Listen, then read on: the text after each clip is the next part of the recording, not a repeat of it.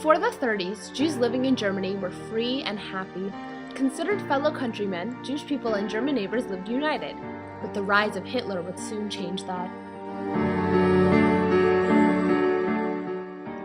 The first step taken to differentiate Jews and Aryans were the laws set up against Jewish blood. Now, it wasn't just people taking acts of violence out against the Jews. Now the law encouraged it. In the beginning of April, Jewish stores were blacklisted and marked with a star and the word Jew to warn people not to buy from the Jewish-owned stores.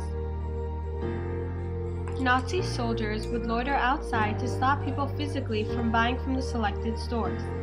Propaganda was spread, Jewish store owners were threatened, all to stop the sales of Jewish-owned stores. The boycott of Jewish-owned stores was the Nazi way of getting back at American Jews who had boycotted German supplies. There were more anti-Jewish movements started in 1933, including a series of attacks against Jewish property. Police would watch this happen but do nothing to stop it.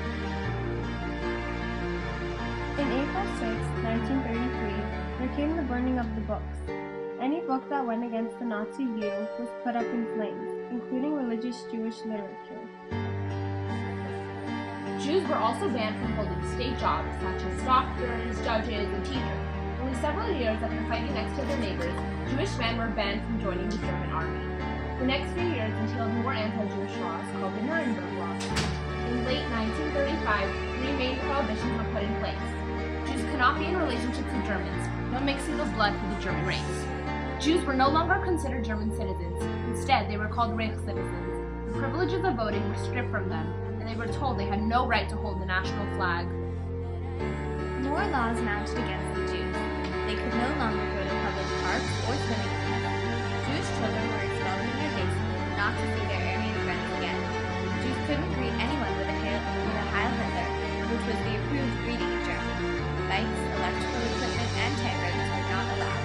Passports were invalidated, so even if they wanted to, Jews couldn't leave the country.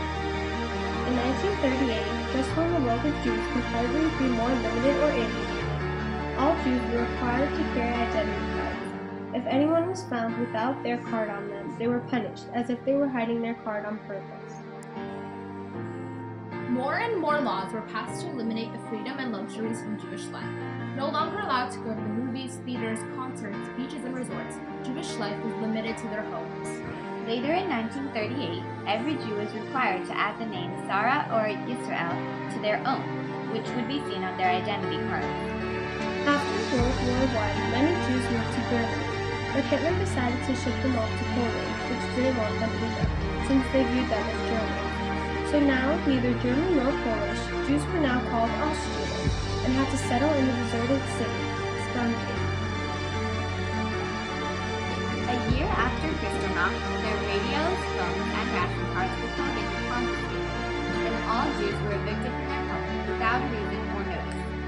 In 1941 was the start of wearing the yellow star, identifying all Jews as what they were, or at least as what they were to the Germans. Every person upwards from 6 years old was marked as a Jew. The last couple restrictions put on Jewish life were laws against owning pets, using public phones, and in 1942 they were forced to give their valuables, like fur coats, to the Nazis. In 1943, the laws went beyond limiting Jews' lives in Germany, and instead they were deported for resettlement. Little did they know that resettlement meant even less freedoms than the little they had left in Germany.